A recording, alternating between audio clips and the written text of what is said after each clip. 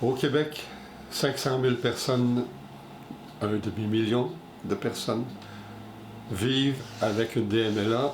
Le problème, c'est que beaucoup ne savent pas qu'elles ont cette maladie de l'œil et par conséquent ne peuvent pas poser les gestes pour ralentir la progression de la maladie. C'est pour ça que le coin jasette DMLA existe pour voir des gens qui ont appris à bien vivre avec leur DMLA.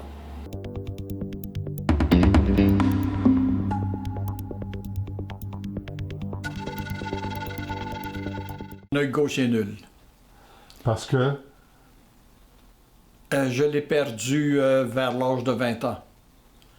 Un accident? Personne ne sait pour quelle raison à ce moment-là. C'était pas développé. Le droit DMLA. J'ai commencé à mettre des gouttes dans les yeux. J'avais 40 ans. C'est alors que là, j'ai COSAP et Monopros qui sont sans agent de préservation. Et j'ai pas de piquement dans les yeux, rien. Ça va très, très bien. Et vous voyez l'ophtalmo? Ah oui, oui. Régulier? 2 fois par année, oui. 2 fois? Ah? Avant, c'était plus souvent que ça. Avant, c'était 4 fois par année.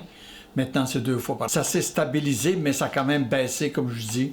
Ça a quand même baissé énormément durant la pandémie. Et imaginez-vous que je ne pouvais pas lire les... dans le métro, là, les renseignements dans le métro, je ne pouvais pas les lire. Alors j'ai un peu paniqué, parce que c'est quand même écrit en gros. Mais vous avez des loupes? Oui. Ben oui. J'ai celle-ci, et j'en ai une aussi avec une lumière, qui m'a été passée par Nazareth Le Braille. Je peux quand même me déplacer assez facilement. J'ai ma canne blanche et rouge qui est là. Ah. Et j'ai mes lunettes comme de soleil, là. Et j'ai ma carte aussi qui m'aide énormément. Je ne vais pas loin. Avant, j'allais loin, j'allais au musée. Mais maintenant, si je reste 20 minutes debout, ça me fatigue, j'ai mal au dos. Moi, j'étais à Nazareth Le Braille, ici à Radisson. Ils ont un bureau à Radisson. Oui.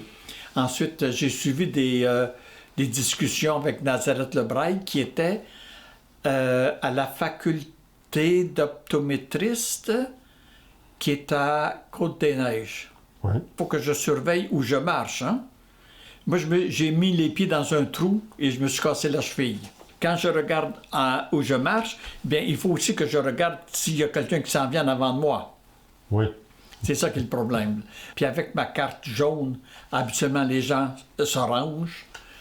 Il y a un petit parc ici aussi, le parc Félix-Leclerc. L'été, je vais là. Là, je suis chanceux parce que là, il y a plusieurs bancs. On peut marcher, on peut s'asseoir. J'aime écouter les oiseaux. Moi, j'aime regarder les oiseaux, écouter les oiseaux. Je ne sais pas pourquoi, je relaxe, quoi. Vous ne faites pas juste les écouter, vous les peignez aussi. Oui, quand j'étais jeune, je les peignais. J'ai commencé à 5 ans. Ma mère m'avait acheté des crayons de cire. Ça, c'était après la guerre, ça. En 1946. Vous devez, vous aussi, avoir un problème avec les escaliers. Ah oui, énormément. Qu'est-ce qui m'aide? C'est le truc jaune qu'ils mettent le premier et le dernier. Ça m'aide. Mais malgré tout, il faut que je fasse bien attention. D'ailleurs, je me tiens toujours par la rampe. Tout le temps par la rampe. Ça, c'est automatique, ça.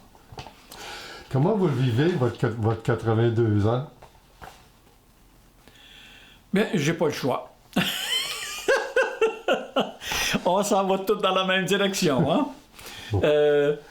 Non, mais justement, c'est que je peins. Je passe mon temps... Malgré que je me suis bien modéré, hein? Je me suis bien modéré. Avant, je peignais beaucoup plus que ça. Avant la pandémie, j'avais beaucoup d'énergie. Je peignais beaucoup. J'allais souvent visiter les galeries, le musée, etc. J'ai un problème à lire les adresses des rues. Traverser une rue, c'est tout un problème pour moi. Je ne vois pas le petit bonhomme de l'autre côté, puis les numéros, le 24, 23, 22, 21, je ne le vois pas. Alors souvent, c'est que s'il y a quelqu'un qui attend pour traverser, je le laisse traverser et je le suis. Je n'ai pas d'aidant comme tel, mais il y a quelqu'un, un ami, quand il va magasiner, qui me téléphone, qui me dit « Ronald, je m'en vais magasiner, est-ce que tu veux venir avec moi? » J'ai beaucoup de problèmes à lire sur l'ordinateur. Je suis obligé de lire la loupe, oui, il faut que je me serve de la loupe, sinon je ne peux pas lire. J'ai beaucoup de difficultés à retenir. On dirait que je perds la mémoire un peu en vieillissant. Privilège de l'âge. Je vais avoir 82, là, dans un mois. Supposons que vous faites face à une personne qui vient d'apprendre qu'elle a la DMLA. Qu'est-ce que vous lui dites? Ben moi, oui, lorsque Nicole m'a mentionné qu'elle faisait de la DMLA, ben moi je lui ai donné l'adresse de l'AQDM.